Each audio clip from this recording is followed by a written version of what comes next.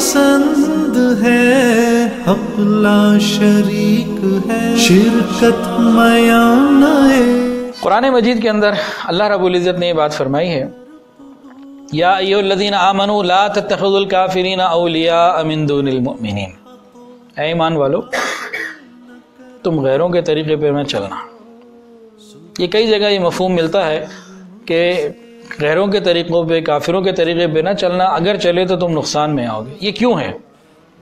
آخر یہ کیا وجہ ہے؟ اس کی وجہ یہ ہے، قرآن مجید میں اللہ رب العزت نے جو اللہ کا تعلق ہم سے ہے اس کو کیسے بیان کیا؟ والذین آمنوا، اللہ ولی الذین آمنوا، اللہ دوست ہے ایمان والوں کا، دوستی کا تعلق ہے، محبت کا تعلق ہے، اپنائیت کا تعلق ہے۔ اور جو ہمارا تعلق اللہ سے ہونا چاہیے اس کو قرآن میں کیسے بیان کیا؟ والذین آمنوا اشد حبا للہ، ایمان والے اللہ تعالیٰ سے ٹوٹ کر محبت کرتے ہیں۔ تو اللہ بھی بندوں سے محبت کرتے ہیں، بندے بھی اللہ سے محبت کرتے ہیں۔ جہاں محبتیں ہوں وہاں پھر یہ کہا جاتا ہے کہ دیکھو جو ہمارے دشمن ہیں پھر ان سے رابطہ نہیں رکھنا۔ محبت کے اندر تو یہ تقاضا ہوتا ہے نا، دنیا کے اندر بھی ہم اس کو سمجھتے ہیں۔ تو اللہ رب العزت نے کھلا کھلا بتایا۔ اب غیروں کے تہوار منانے سے اگر کہیں اللہ تعالیٰ کی محبت میں نقصان ہو گیا پھر ہمیں کیا ملا؟ تو یہ محبت کی بات ہے۔ پھر اللہ کی جو نعمتیں ہمیں ملی ہیں اللہ سے ملی ہیں، آج تک جتنی خیر ہمیں ملی ہے وہ کس سے ملی ہے؟ اللہ رب العزت سے۔ مرنے کے بعد جتنی خیریں ہمیں چاہیے وہ کون دے گا؟ اللہ رب العزت دیں گے۔ تو دنیا میں بھی اللہ کی مان کے چلے نا۔ تو یہ تو اللہ کی بات ہو گئی۔ اب نبی کی بات کیا ہے؟ حضور علیہ الصلوۃ والسلام نے فرمایا من تشبہ بقوم فہو منہم، جو جس کے ساتھ مشابہت اختیار کرے گا وہ انہی میں سے ہوگا۔ ایک بات۔ دوسری بات فرمائی جس نے ہمارے طریقوں کو چھوڑ کر دوسروں کے طریقوں کو اختیار کیا، فرمایا لیس منا، ہم میں سے ہی نہیں ہے۔ رحمت للعالمین فرما رہے ہیں وہ ہم میں سے نہیں ہے۔ کتنی ڈرنے والی بات ہے۔ تو یہاں سمجھ میں آتی ہیں چند باتیں۔ اور پھر نبی علیہ الصلوۃ والسلام نے باقاعدہ مختلف موقعوں پر امت کو یہ تعلیم دی کہ غیروں کے طریقوں پر نہ چلنا۔ میں احادیث کوٹ کرتا ہوں انشاءاللہ، مفہوم ان کا۔ نبی علیہ الصلوۃ والسلام نے کیا فرمایا داڑھی کے بارے میں؟ داڑھی رکھو بھئی، کیوں؟ آگے خود فرما دیا مشرکین کی مخالفت کرو، یہ حدیث موجود ہے۔ روزہ رکھتے ہیں ہم، فرمایا سحری کرو، کیوں؟ کہ مشرکین سحری نہیں کرتے۔ افطار میں جلدی کرو، کیوں؟ کہ وہ افطاری میں دیر کرتے ہیں، جلدی کرو۔ یہ سمجھ میں آ رہی ہے نا باتیں؟ یہ وضع قطع کی عبادت کی بات ہو گئی۔ لباس کی بات بھی آتی ہے۔ ہم کہتے ہیں لباس میں کیا منع کیا ہوا ہے؟ لباس کی بات باقاعدہ حدیث میں موجود ہے۔ یہ پگڑی کو ہم لباس مانتے ہیں کہ نہیں؟ یہ لباس کا حصہ ہے کہ نہیں ہے؟ بتائیں جی، ہے نا؟ اگر ہم اس کو لباس کا حصہ مانتے ہیں، نبی علیہ السلام نے تو ہمیشہ پہنا، تو فرمایا کہ تم پگڑی کے نیچے یہ ٹوپی ضرور پہنا کرو۔ مشرکین پگڑی کے نیچے ٹوپی نہیں پہنتے، مشرکین کی مخالفت کرو۔ کتنی واضح باتیں ہیں۔ اس کے علاوہ 10 محرم کا روزہ، نبی علیہ السلام مدینہ طیبہ تشریف لائے تو لوگ 10 محرم کا یہودی لوگ روزہ رکھتے تھے۔ پوچھا تم کیوں رکھتے ہو؟ کہنے لگے اللہ نے فرعون کو غرق کیا، موسیٰ علیہ السلام کو نجات دی، ہم شکرانے پہ رکھتے ہیں۔ نبی علیہ السلام نے کیا فرمایا تھا کہ ہم تم سے زیادہ اس بات کے حقدار ہیں کہ ہم یہ روزہ رکھیں۔ اس کے بعد حضور دل کے کانوں سے یہ بات سنیں۔ اس کے بعد حضور صلی اللہ علیہ وسلم نے ارشاد فرمایا تھا اپنی امت کو، کیا فرمایا تھا؟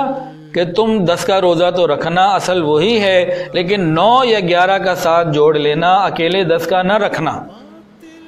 ہم نے جب بھی روزے رکھے محرم کے تو کوئی ہے ہم میں سے جس نے صرف 10 کا رکھا ہو، 9 یا 11 کا نہ جوڑا ہو؟ اگر کوئی ایسا ہے تو ہاتھ کھڑا کرے۔ ہے کوئی ایسا؟ روزے تو ہم سب نے رکھے ہوں گے، لیکن کبھی 9 کو ملایا ہوگا، کبھی 11 کو ملایا ہوگا۔ حکم یہی ہے آئندہ سال جب محرم آئے 9 یا 11 کا روزہ ہم رکھنے لگیں، اس دن سارا دن سوچیں کہ یہ روزہ کیوں رکھا؟ فرمایا وہ یہود کی مخالفت میں رکھا۔ سب واضح باتیں ہیں، کھلی ہی، مشکل نہیں ہے سمجھنے۔ پھر حج کے موقع میں نبی علیہ الصلوۃ والسلام جب میدان عرفات سے مزدلفہ آئے، رات مزدلفہ میں گزاری، اور مزدلفہ سے اب منی آنا تھا۔ 10 ذو الحجہ کی صبح ہے، سورج نکلنے والا ہے۔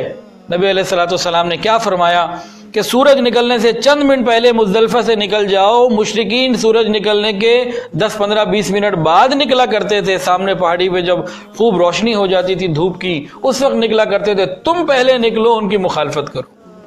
یہ حج کے موقع پہ امت کو سمجھایا. کیا ان باتوں سے ہمیں سمجھ میں نہیں آ رہا؟ کچھ ہر چیز سمجھ میں آ رہی ہے. یہ نبی علیہ الصلوۃ والسلام کی تعلیمات ہیں. جگہ جگہ بتایا کہ ان کی مخالفت کرو, ان کے اوپر نہ چلو. خالف الیہود والنصارى او کما قال علیہ الصلوۃ والسلام.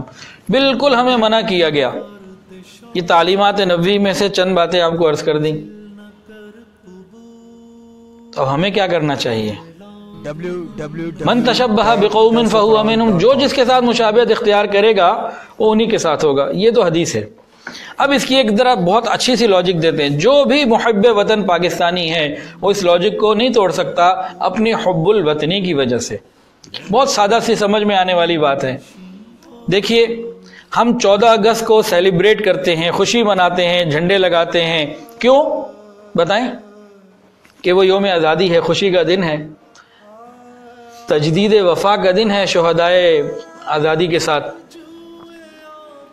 تو ہم خوشی مناتے ہیں. اگر کوئی بندہ 14 کو نہ منائے 15 کو منائے, ہم کیا کہیں گے اس کو؟ بتائیں. غدار کہیں گے. یہ دیکھیں آپ لوگ فیصلہ کر رہے ہیں, میرے نہیں بولا لفظ, یہ تو آپ لوگوں نے لفظ بولا ہے. ٹھیک ہے نا.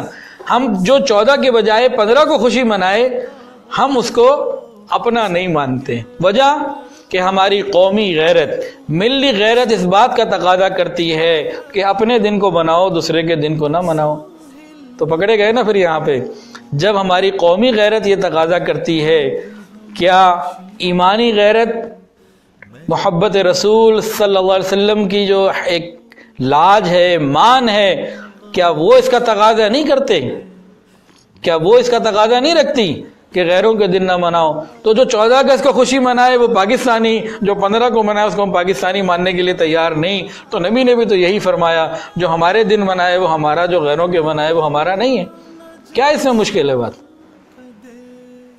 کہتے ہیں کیا رکھا ہے؟ تو یہاں تک تو ہمیں مسئلہ سمجھ میں آ گیا. اب کریں کیا؟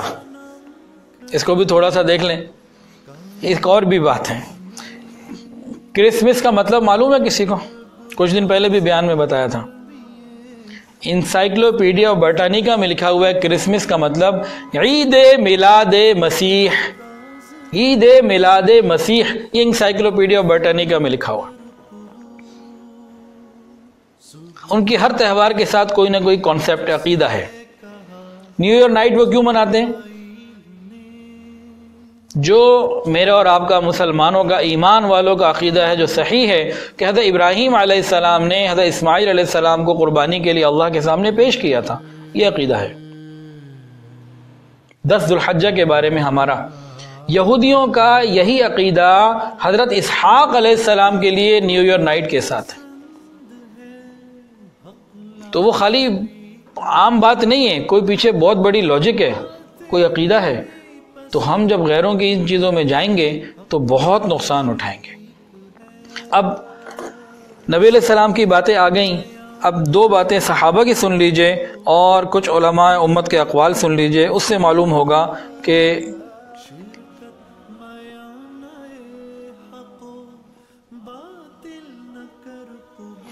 ہمیں کیا کرنا چاہیے.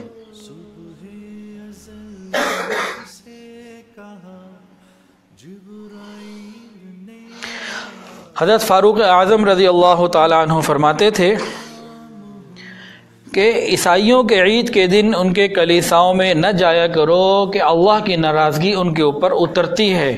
کہ انہوں نے جو انجیل کی کتاب اللہ نے ان کو دی تھی اس کے اندر بھی منع کیا تھا اللہ نے نافرمانیوں سے, تو وہ فرمایا منع کیا گیا.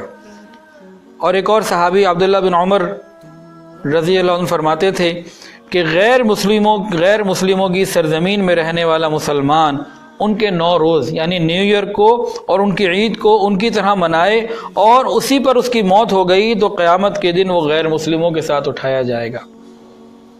یہ صحابی کے قول ہیں. امام احمد بن حنبل رحمۃ اللہ علیہ سے پوچھا گیا کہ جس شخص کی بیوی عیسائی ہو کیا وہ اپنی بیوی کو عیسائیوں کی عید یا چرچ میں جانے کی اجازت دے سکتا ہے؟ تو آپ نے فرمایا کہ وہ اسے اجازت نہ دے کہ اللہ نے گناہ کے کاموں میں تعاون کرنے پر منع کیا گیا۔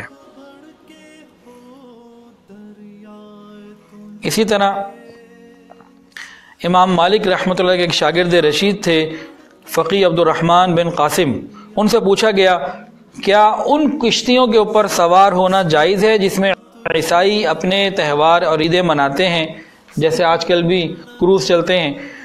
تو آپ نے فرمایا کہ ایسا نہ ہو کہ کہیں اللہ کا عذاب ہو جائے، وہ بہت ساری شرک اور بدعات میں مبتلا ہوتے ہیں، مسلمانوں کو شریک نہیں ہونا چاہیے۔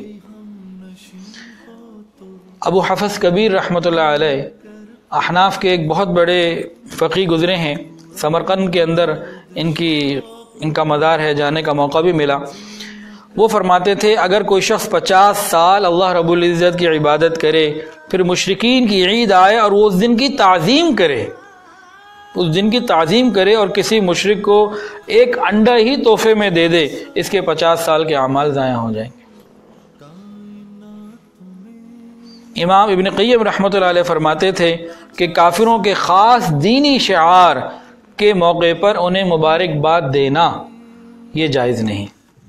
ہاں، ان کے ساتھ وہ بیمار ہے علاج کرا دینا، سلام دعا رکھنا، مناسب درجے کا رابطہ رکھنا، یہ سب چیزیں ٹھیک ہیں، لیکن ان کے خالص دینی شعائر میں شامل ہونا اور ان کو اس کی مبارکباد دینا یہ ہماری غیرت تقاضا کرتی، وہ اس کو برداشت نہیں کرتی، اس چیز کو منع کیا گیا۔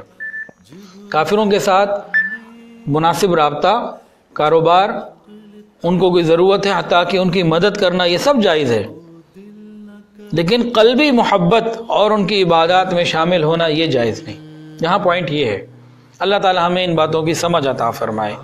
جیسے بھی کرسمس آ رہا ہے تو بھی کرسمس کے کیک دے دینا، یہ سب چیزیں ان سے اللہ ہمیں بچائے۔ وہ منانے اپنی جگہوں پہ منائیں، بات ہو رہی ہے ہماری ان میں شریک ہونے کی، اور آج بہت سے مسلمان شریک ہو بھی رہے ہیں۔ حق لا شریک ہے، شرکت میانہ حق و باطل